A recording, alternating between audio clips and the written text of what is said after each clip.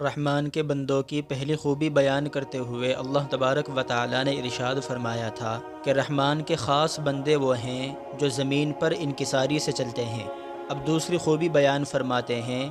وَإِذَا خَاطَبَهُمُ الْجَاهِلُونَ قَالُوا سَلَامًا، کہ رحمان کے خاص بندے وہ ہیں کہ جب وہ نادانوں سے ان کا پالا پڑتا ہے،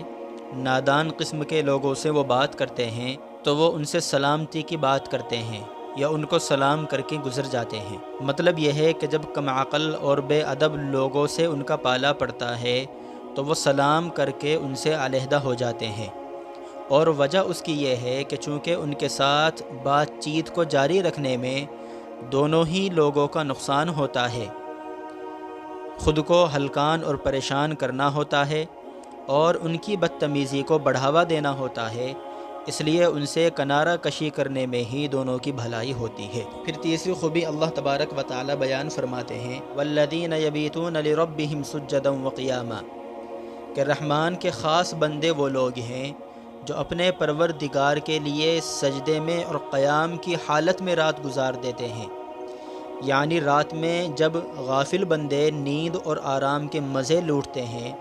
تو خدا کے یہ بندے نماز میں مشغول ہوتے ہیں، کبھی کھڑے ہو کر اور کبھی سجدے میں اللہ تبارک و تعالیٰ کی عبادت کرتے ہیں، اور اللہ تبارک و تعالیٰ کی رضا و خوشنودی کو حاصل کرنے کے لیے اپنی رات اسی حال میں گزار دیتے ہیں۔